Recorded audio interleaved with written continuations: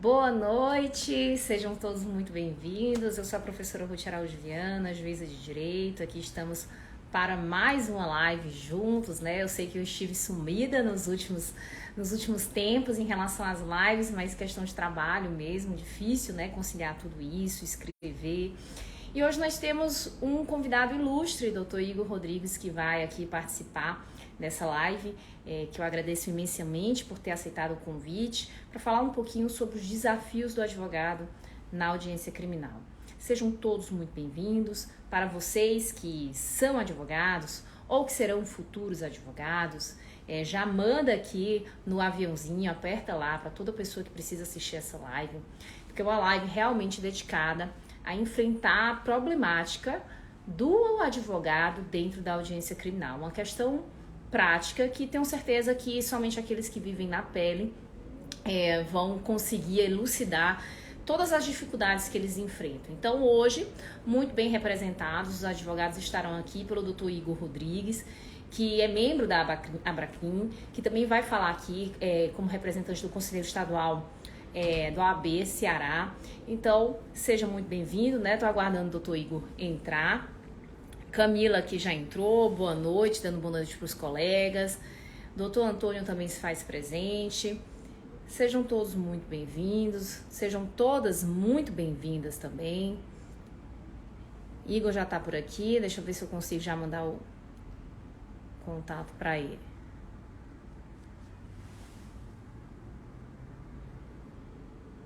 Vamos lá. Doutor Igor, tenta fazer o requerimento para participar da live, que aí você já consegue entrar. Veja se você consegue. Que eu tô tentando mandar para você, mas eu acredito que eu não estou conseguindo, não.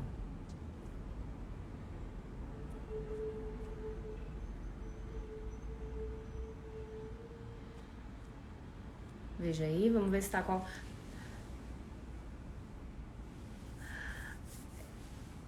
Suetônio, boa noite, está sempre acompanhando aqui as lives.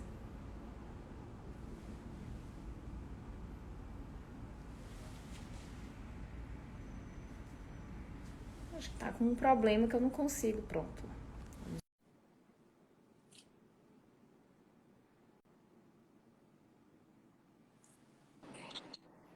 Olá, doutor Igor, tudo Boa bem? noite, tudo bem, doutora Ruth? Perfeito. Aqui a gente não precisa falar doutor, não, né? Eu ia chamar de Vossa Excelência Que e história. já diminuir para doutora. Não, não, Ave Maria. A gente vai tirar essas formalidades, né? A gente deixa isso para o momento da audiência mesmo, né? Tá Isso. ótimo. Pois então, um prazer, muito obrigada por ter aceitado o meu convite, Igor, para participar, falar um pouquinho sobre os desafios do advogado na audiência criminal. Eu tenho certeza que para aqueles que já são advogados como você de longa data, que já têm uma experiência, um contato com o processo criminal, esse desafio da audiência vem ficando cada vez menor, pelo menos pela experiência. Mas eu queria já, até mandei para você um pequenininho roteiro, né, querendo tratar uns aspectos interessantes em relação à prática criminal, mas você fica à vontade também, se quiser fugir do roteiro, falar de outras situações, tá? Por Tá favor, ótimo. se apresente aí para o pessoal. Bom, meu nome é Igor Rodrigues, e como você disse, a experiência vai nos deixando mais tranquilos, né?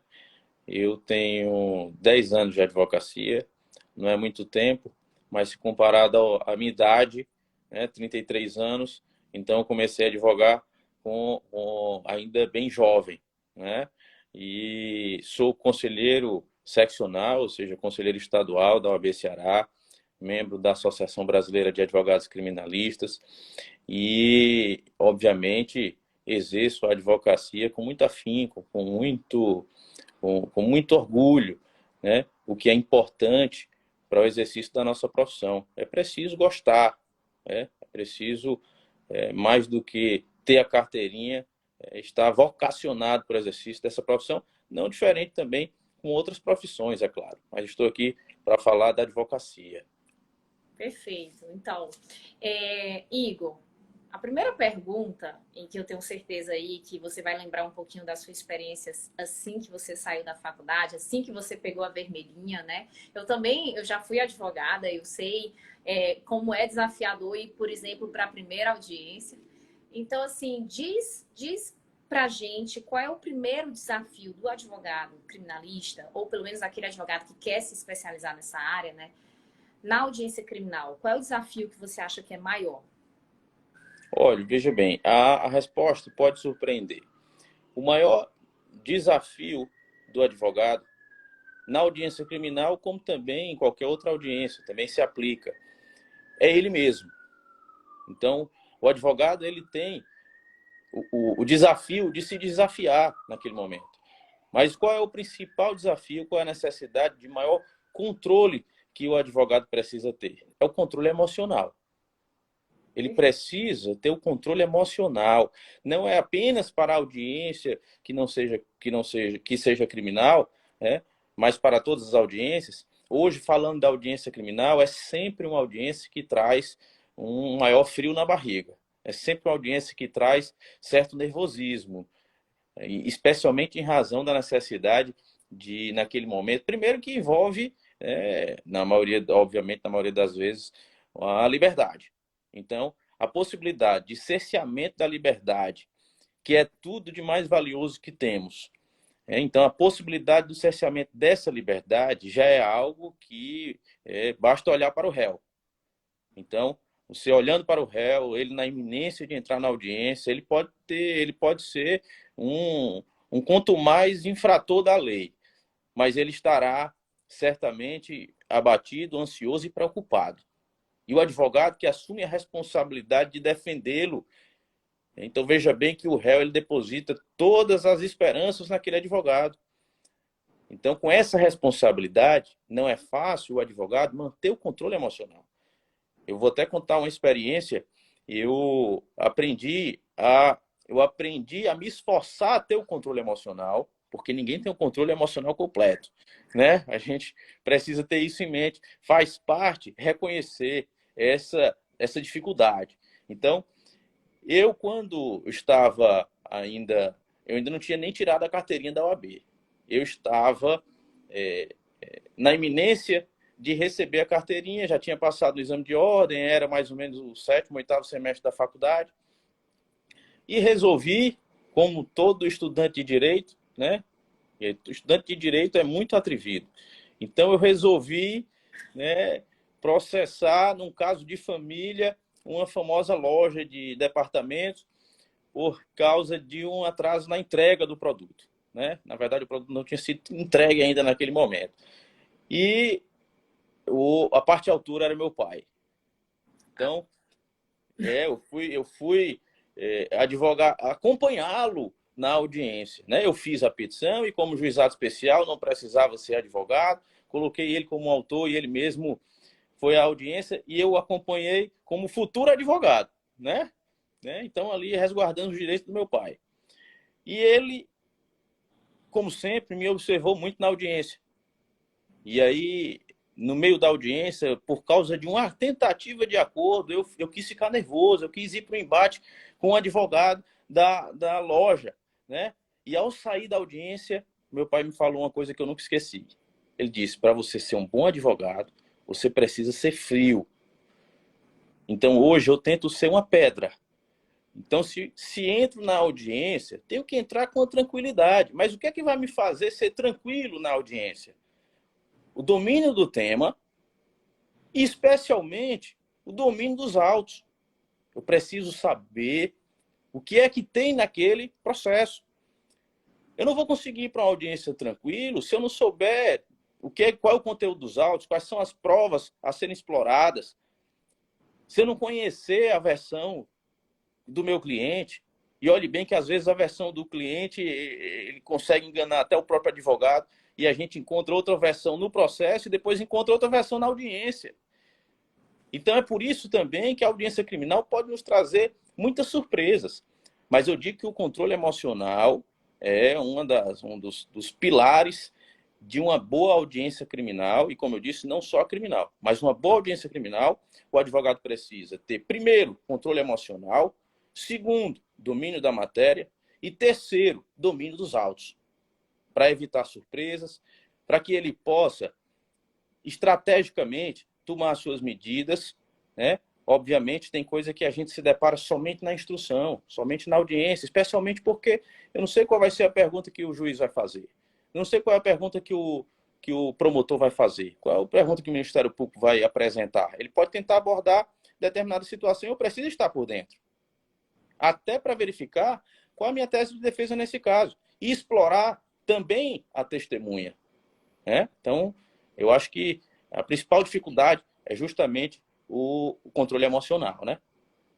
Tá, eu não esperava que você fosse dizer isso, mas talvez seja porque diante da dinâmica hoje do processo penal, principalmente com essa alteração do pacote anticrime, eu imaginava que você fosse dizer que o maior desafio mesmo é essa questão de você estar preparado para as situações inusitadas da audiência, sabe? Mas é verdade, eu concordo com você, né? O advogado ele tem que ter um pouquinho de gerência de si para conseguir lidar com a audiência, porque a audiência é isso, é um campo minado. Você nunca sabe o que é que pode acontecer na audiência, né? Já aconteceu, pelo menos assim, de tudo. Eu dentro de uma audiência, e eu imagino que com você também, desde desaforos até mesmo situações de briga. Então, assim, não é o ideal, não é a regra, né? Por óbvio, mas podemos ter um cenário assim. Eu acho que faz todo sentido. O advogado que ele tem controle emocional, ele vai conseguir lidar melhor com a audiência de instrução, principalmente a audiência criminal, que em regra é uma audiência bem combativa, né? É uma audiência que as partes estão lá no calor da emoção, querendo trazer tudo aos autos naquele momento, porque é o momento de maior persuasão do juízo, né? Isso. Então, é isso aí. Pode Quando falar. você fala, justamente quando você fala de calor da emoção, você já traz aí no seu comentário aquilo que eu vinha falando de controle emocional. Então é justamente isso, é porque você disse muito bem, a audiência criminal ele tem aquele ambiente realmente mais combativo. Agora tem uma coisa que eu aprendi com a minha mãe, né, para não ficar falando só do meu pai, que ela fala, olha meu filho, a resposta branda acalma o furor. Então, quando vem, né, de outra parte, e para isso também precisa ter controle emocional, né, um combate mais aguerrido, algo que inclusive às vezes ultrapassa os limites do que se deveria esperar de um colega da parte adversa, ou do Ministério Público, ou até mesmo do juiz, ou da própria parte, né, é manter o controle emocional, tratar com cordialidade, porque isso vai fazer abrandar o clima e fica melhor de trabalhar dessa forma. Porque o pior cenário de trabalho é esse cenário combativo. Mas eu digo combativo aquele que traz o excesso, não aquele do advogado que quer defender o seu cliente de forma mais enérgica. Faz parte. Às vezes é uma estratégia. Perfeito. Eu acho que isso é muito importante, que você acabou de falar, né? Porque existe o momento do combate, né? Do à parte, que o advogado precisa ali fazer a sustentação da defesa do cliente para não deixar passar batido aquele direito, aquela garantia. Mas também existe o excesso que não deve ser utilizado, né? Porque às vezes quando a gente vai para o excesso, rapidamente a gente fere ali os deveres de urbanidade, de cordialidade. E aí, um resgate que eu gosto de trazer, assim, para fins de amadurecimento profissional também, que eu errei na minha época, assim, que eu iniciei a minha carreira, né? Eu primeiro advoguei, mas já estudava para concurso, já sabia que queria concurso, mas eu sentia, assim, que eu tinha, nessa minha inexperiência, nessa minha imaturidade profissional, muita incompreensão, muita sensação de injustiça por as coisas não acontecerem exatamente da forma como eu estava prevendo. E eu acredito que no momento em que você começa a perceber fora daquilo que você sente ou internaliza, mas você começa a perceber ao redor tudo aquilo que está sendo instrumentalizado para aquele ato acontecer, fica mais fácil você se comportar de uma forma cujas emoções estarão gerenciadas. E eu gosto de dizer para os advogados assim, né, que são meus alunos, às vezes em aula, né, olha, cuidado, né, porque assim, pensa o seguinte, um momento do excesso, do calor das emoções, em que você extravasa algo que você não queria, isso para todo mundo, não é só para o advogado, é para o juiz, é para o promotor, é para todo mundo. Se você vai ter que lidar de novo com essa pessoa, porque você está no ambiente de trabalho, né? Então, você está no ambiente de trabalho, você vai de novo ter que encarar aquela pessoa. E como é que vai ficar na próxima audiência? Como é que vai ser o teu relacionamento ali naquele fórum, naquela vara? Isso é crucial, faz uma diferença enorme entre um padrão assim de excelência, de comportamento, não só comportamento, mas de atuação de excelência, e um que ainda está passando por um processo ali de aperfeiçoamento. Isso. Você falou uma coisa importante também, e veja bem que você falou do que é imprevisível. E, de fato, o elemento surpresa em matéria criminal é mais impactante. Ou seja, essa imprevisibilidade na audiência criminal é o que dá, é o que geralmente acirra os ânimos, né? E às vezes pode ocorrer de determinado colega advogado ou aquele que esteja na audiência achar que quem se animar mais é o que vai vencer a audiência, e às vezes é o contrário, né? E você falou muito bem, veja bem, o imprevisível, o segredo do advogado também está no imprevisível. É numa situação inusitada que o bom advogado se coloca. É ali na situação inusitada que o bom advogado se mostra. E ele só vai conseguir se mostrar bem se ele tiver aquilo que eu vinha falando no início, que é o controle emocional, o domínio do tema nos autos e o domínio da matéria. Então, veja bem, você no início aqui revelou que me encaminhou um roteirozinho, né? De fato, você me encaminhou. É bem genérico, mas me encaminhou. Eu quero dizer a você que eu farei aqui, se eu seguir justamente o roteiro que você me encaminhou, eu não vou fazer nada de diferente para você. Eu digo isso para você porque agora você revelou a todos. Mas no que tange aqui o nosso relacionamento profissional, somente quando eu sair do roteiro é que você vai enxergar algum diferencial. Porque sobre as perguntas você já sabia, você já imaginava algumas respostas, né? Então, tem essa situação. Quando você falava sobre garantias, e que inclusive já vou me antecipando, tomando essa liberdade, que você me deixou muito à vontade, que no segundo tópico do tema do roteiro que você me encaminhou, os elementos para resguardar direitos do acusado. E quando você fala em garantias, eu quero dizer que nesse caso, o que eu penso, já pedi sua permissão para me antecipar nesse tópico, né? Não, fica à vontade. Mas o que eu penso é que os direitos do acusado só estarão resguardados quando os direitos de seu advogado também estiverem. Então é necessário verificar também um dos pontos principais para resguardar o direito do acusado é que o advogado possa ter as suas garantias, as suas prerrogativas respeitadas. O advogado precisa saber, especialmente na audiência criminal, que ele tem prerrogativas.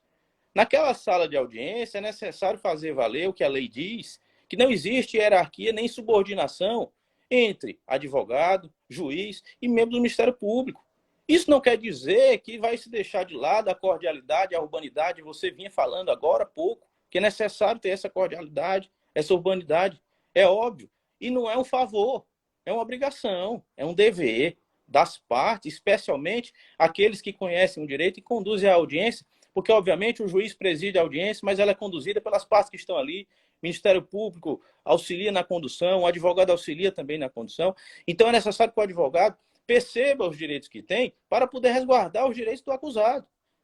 Então, se o juiz, e aqui, obviamente, isso é uma situação hipotética, se o juiz obriga o acusado a responder uma pergunta, o advogado pode pedir pela ordem, dizer, excelência, o acusado não é obrigado a responder. Ele pode, inclusive, ficar em silêncio. Então, são essas situações que o advogado precisa estar atento e ser firme. Ele vai brigar com o juiz? Não vai. Lógico que ele não vai brigar com o juiz, ele não tem que brigar com ninguém. Ele tem apenas que ser firme e fazer valer aquilo que a lei diz. Excelência, por gentileza. O acusado tem o direito de permanecer em silêncio. Então, ele não pode ser obrigado a responder pergunta. Então, se Vossa Excelência assim concordar e se lembrar do que diz o nosso ordenamento jurídico, que Vossa Excelência conhece muito bem, ele pode ficar em silêncio. Então, eu gostaria que Vossa Excelência não insistisse na pergunta. É diferente eu dizer, Excelência, espera aí, eu não vou gritar meu cliente, não, e começa com... Aí não dá. Né? Então, aí é que está a cordialidade, a urbanidade, devem ser resguardadas, mas a par disso, ou melhor, concomitantemente, é necessário que os direitos do advogado, as prerrogativas do advogado sejam respeitados para que ele possa garantir os direitos do acusado. Não, perfeito. E eu acho interessante isso que você falou, porque é exatamente nesse momento assim de conflito entre entendimentos, em que pese aí esteja, né, informado uma garantia, que é o direito ao silêncio. Eu concordo com você nesse sentido, de que não importa se o silêncio é parcial, se é total, eu concordo até, né? Eu também tenho esse entendimento.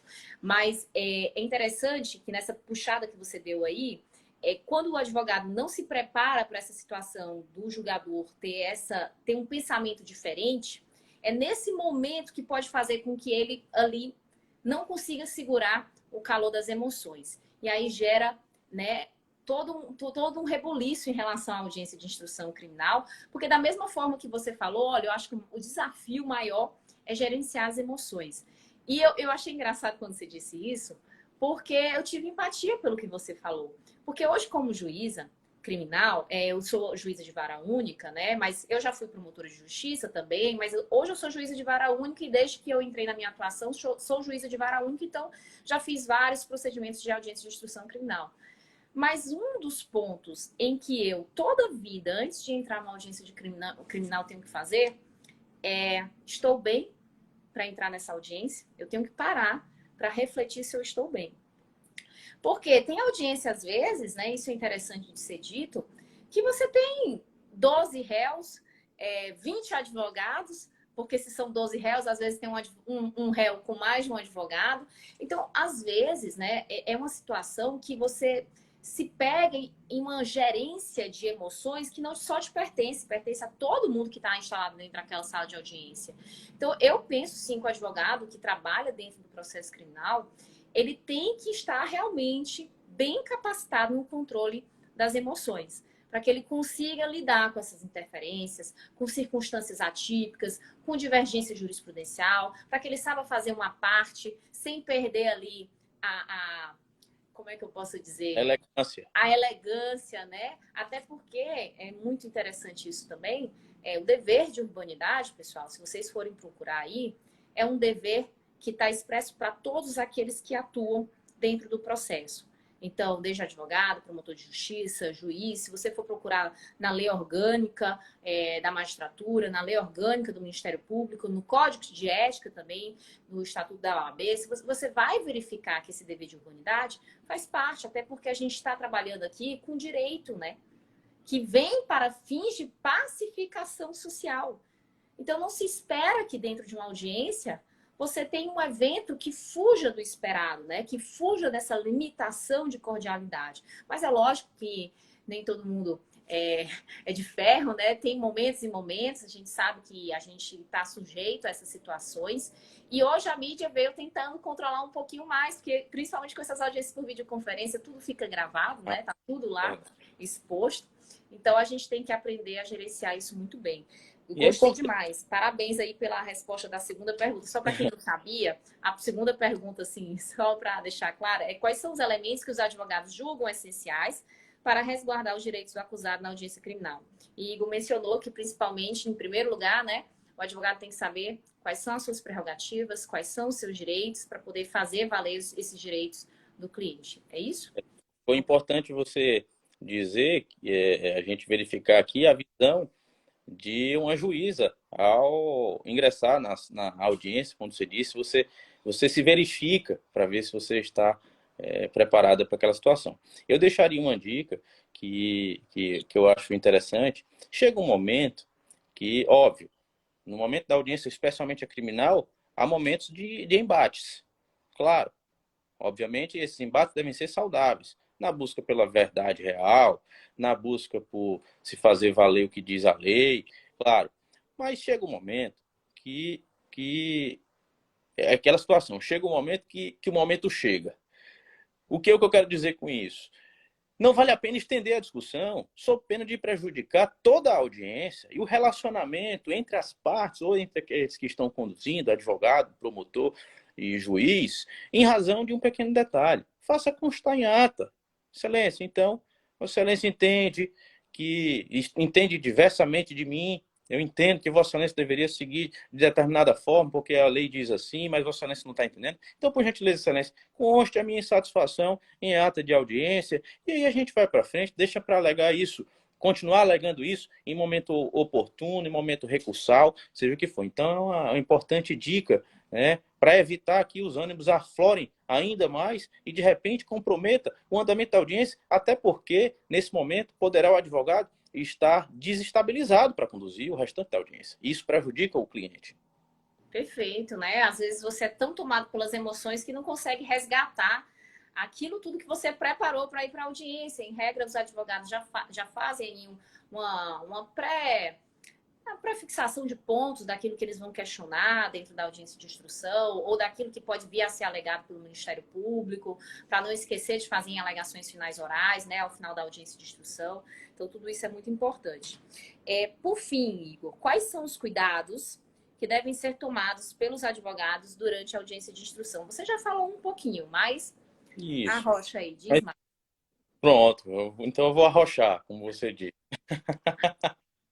Me diga uma coisa, você é de Natal? Eu sou natural do Ceará. Ah, natural, então a gente está invertido, porque eu sou natural de Natal. Ah, é? Não, não Tá sabia sendo, não. Você é de você está sendo Natal? juiz na minha terra e eu estou sendo advogado na sua. Ah, perfeito, tá ótimo. Não sabia não, pai. Que bom. Então, o seguinte, o que eu acho a respeito dessa pergunta, né? Você perguntou sobre os cuidados com a instrução, não é isso? Só para resgatar a pergunta, porque eu fiz uma brincadeira e quebrou aqui o raciocínio do público.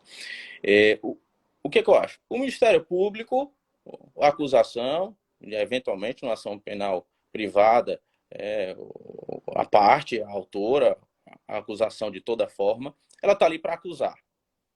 Claro. E, na maioria das vezes, cegamente. Até porque a defesa está ali para defender-se. Também cegamente. Eu digo até em casa, às vezes conversando, você vai defender fulano de tal. Fulano de tal é inocente. Então, não importa. Ele é meu cliente, então ele é inocente. Então, eu vou defendê-lo cegamente. Nós temos a acusação de um lado, nós temos a defesa de outro, nós temos um juiz que é imparcial, está ali conduzindo a audiência, ele está na figura do juiz, então ele não tem lado. E aí nós temos as testemunhas. Então veja que a acusação acusa cegamente, a defesa defende cegamente, o juiz está ali parado. O que é o principal na audiência de instrução? É a testemunha. Então eu acho que os cuidados devem ser voltados para as testemunhas. Primeiro, não há necessidade, por exemplo, eu vou levar 8 testemunhas para repetir a mesma coisa. Quantidade não é qualidade. A testemunha, se for uma e ela disser bem, é aquela ali que está valendo. Ouvir outra depois dela é prejudicial, especialmente para falar sobre o mesmo fato. Porque se ela vier e falar algo diverso daquela primeira, acabou a sua prova. E outra coisa, perguntar para a testemunha. Eu não vou perguntar para a testemunha para descobrir o que ela vai responder lá na audiência, não. Na audiência, só se pergunta à testemunha aquilo que eu sei a resposta. Eu sei qual é a prova que eu vou fazer, então eu só vou perguntar a ela o que eu sei o que ela vai responder. Eu não quero surpresa. A gente não está ali para se surpreender. A gente está ali para fazer um trabalho, apresentar uma tese. Veja bem que antes da audiência, eu costumo diferenciar o que é instruir uma testemunha e o que é orientá-la. A nossa função não é instruir uma testemunha. Instruir é eu dizer, você vai falar assim, você vai mentir assado. Não é isso. Orientar a testemunha é deixá-la tranquila com relação ao rito da audiência. E dizer, olha, vai ser primeiro a acusação, depois vai ser a defesa, você vai receber perguntas, fale a verdade. O que é que você sabe sobre isso? E eu escuto a testemunha para quê? Para que na hora que eu for perguntar, eu já saiba qual é a resposta dela. Por isso, eu particularmente evito fazer perguntas a testemunhas de acusação, a não ser que eu tenha já uma ideia do que ela vai responder que seja favorável. Testemunhas de defesa, as que a gente leva para fazer a defesa. No máximo, uma para cada fato. Eu costumo levar 2, porque se uma faltar, ou se ela vacilar, ou se ela não trouxer uma resposta, ou então, de repente, ela chega e, como eu já presenciei um colega advogado fazendo audiência, e aí o juiz perguntou, você é amigo Você é amigo do acusado? Né? Mesmo que você é meu irmão. Então aí já acabou com tudo, né? Então essa testemunha não foi sequer orientada. Então o advogado não sabia que era praticamente irmão. Então o depoimento fica comprometido. Tudo isso faz parte da orientação da testemunha e a dica que eu daria na minha pouca experiência de 10 anos, mas já tenho uma boa experiência nessa matéria, é de que a gente só pergunta à testemunha aquilo que a gente sabe o que ela vai responder, e não é quantidade que fala qualidade. A qualidade fala por si só, uma testemunha é o suficiente para cada fato. Depois que ela falou, acabou. Não precisa outra para falar a mesma coisa. Em resumo, é mito essa situação de que o advogado não pode conversar com a testemunha antes da audiência de instrução. Na verdade, ele pode e deve. É isso? Pode e deve. Eu só não vou orientar que ele diga, olha, testemunha, você vai mentir assim, não. É um crime, né? Mas não, gente, não como o façam cliente isso, pelo amor de Deus. Que mentira tem perna curta. Olha, eu digo assim, já peguei testemunho, é do jeito que você falou aí. Tem testemunho que chega no meio da audiência e diz assim, meu melhor amigo, vivo com ele, né? A gente toma café da manhã junto, atravessa a rua todo dia, tô lá. Mas também tem testemunha que do nada não quer responder, né? Que se sente constrangida com aquela situação, não se sente bem, não responde aquilo que estava premeditado para falar. Mas tem a situação que acontece muitas vezes, né? De às vezes você sentir que a testemunha está falando algo como se ela tivesse sido orientada para falar aquilo. E é exatamente isso que Igor está alertando, né? Que é diferente você, poxa, eu vou atrás. O que é uma defesa, né? Igor, você vai falar isso melhor do que eu tenho certeza. Mas assim, para mim, pelo que eu estudo de penal, processo penal, né? Pelas minhas aulas como professor, o que é uma defesa? A defesa ela não pode ser só passiva. A defesa ela também tem que ser ativa. Isso significa ir ao encontro daquilo que pode construir a validade probatória para fins de persuasão do juízo. Então, se você chega lá para o seu cliente e fala, olha, estão dizendo que você é acusado de tal coisa, quem pode falar sobre esse fato que aconteceu com você? Existe alguém que possa falar que estava lá? Não existia ninguém que estava lá, mas tinha alguém que estava lá perto quando aconteceu, viu assim que você saiu? Tem alguém que possa trazer algum elemento importante sobre esse fato? Tem, fulano de tal. Então, o advogado, ele tem que ir até essa pessoa minimamente para saber quem é essa pessoa. Saber a relação, se tem contato, se é uma pessoa parente ou não, para fins do Código de Processo Penal, exercício da contradita. Ele tem que saber, minimamente aqui, se aquela testemunha vai contribuir realmente para a elucidação dos fatos, ou se simplesmente ela vai causar confusão na demonstração da concatenação de como os fatos aconteceram, porque isso também acontece. Às vezes, o réu tem a percepção de que os fatos se desenrolaram de uma certa maneira, e a testemunha que ele pensa que está apresentando e viu aqueles fatos daquela maneira, viu de forma diferente. A gente vai ter uma live amanhã também sobre falsas memórias, né? A questão também da construção da narrativa errada. E a gente sabe que dentro do processo penal o que a gente tem é uma validade probatória construída através de uma história, algo que aconteceu e que está no passado. Então, assim, não só pode, como deve, porque isso vai trazer um valor para o conteúdo probatório dentro da audiência muito maior, no sentido de que aquela testemunha vai agregar, né? Eu também falo muito para meus alunos, quando eu estou falando sobre prática criminal, estruturação de audiência e tudo, a questão de que eu não vejo, assim, por que traz tanta testemunha abonatória. Agora você falou, né? Você sabe dizer por que há essa sensação de que trazendo testemunha abonatória vai se conseguir concretizar algo em favor, assim, da pessoa ali que está sendo investigada, que está sendo acusada? E que, na verdade, é prejudicial, como eu vim dizendo, né? Mas eu acho que parte desde aquela premissa de quando a gente escuta um boato, se for, não, fulano me disse, aí tá fraco. Aí diz, não, tá todo mundo dizendo, aí é quase uma verdade, né? Então leva não sei quantas pessoas para dizer a mesma coisa. Não faz sentido. Você estava dizendo muito bem. Então, por exemplo, essa semana eu fui conversar com uma testemunha do caso de um cliente aqui em Fortaleza. E aí, o que é que eu costumo fazer? Eu costumo ouvi-lo. Digo, olha, tudo bem, me diga o que você sabe sobre isso e vou ouvir. E no meio dessa explanação dele, eu passo a fazer perguntas. Então eu não digo, olha, você vai ter que dizer que foi assim, porque lá está dizendo que foi assado. Não. Amigo, o que é que você sabe? Quando ele terminou de dizer, eu disse, olha, eu não estou aqui para pedir para você mentir. Sabe o que foi que ele me disse? Não, doutor, mas se fosse... Não, rapaz, eu não estou aqui para pedir para você... Eu quero que você vá falar a verdade. Agora eu quero saber primeiro qual é a verdade, por isso que eu lhe escutei até agora. Então agora eu vou lhe perguntar algumas coisas, eu gostaria que você me respondesse. E às vezes, nessa conversa, a gente percebe uma testemunha nervosa, às vezes esquecida. Então esse tipo de testemunha tem que ter muito cuidado. Às vezes acha que é obrigado a responder, não pode dizer que não se lembra. Então acha que pode responder, acaba forçando uma resposta prejudicial. Então tem uma série de fatores que a gente examina na testemunha nesse momento. Então não é incentivá-la a dizer aquilo, é ouvir o que ela tem a dizer e selecionar os pontos importantes, esclarecendo de que forma se dá a audiência. Perfeito. Imagina também ela chegar lá no meio da audiência e dizer assim, uma mentirinha não tem problema não. Aí dá um problemão, né não? Aí o problema é, eu já vi também, mas aí não foi no caso criminal, mas foi numa audiência trabalhista, no início da minha advocacia, e o advogado da parte contrária perguntou à testemunha assim, o advogado dele estava lhe dizendo o que você tinha para falar, o que você tinha que falar aqui, e a testemunha confirmou. Foi, ele me disse, ele me chamou ali e disse que eu falasse de tal forma. E aí, naquele momento, acabou a testemunha, e aí gerou uma confusão, porque queria condenação em litigância de má-fé e etc., e prender a testemunha. Então, veja, que testemunha é como eu estava dizendo.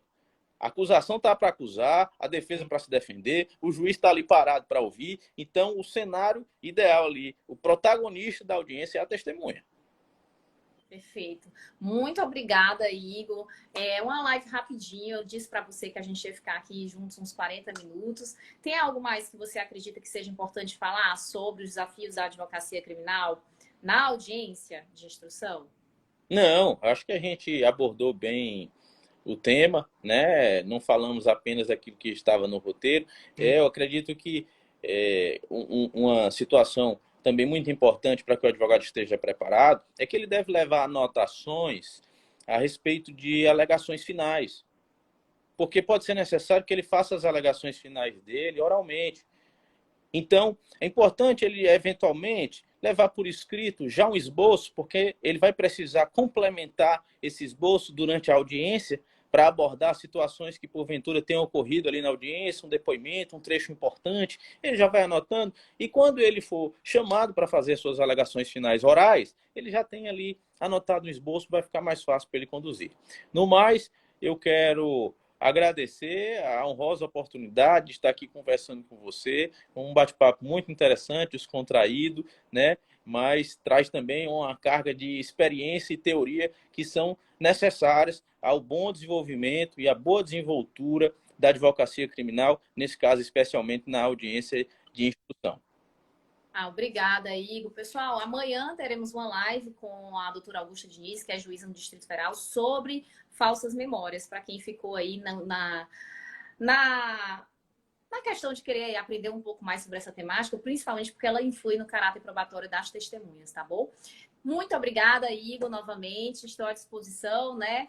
Eu Muito que agradeço. obrigada e um abraço. Tá bom? Um abraço. Boa noite, pessoal.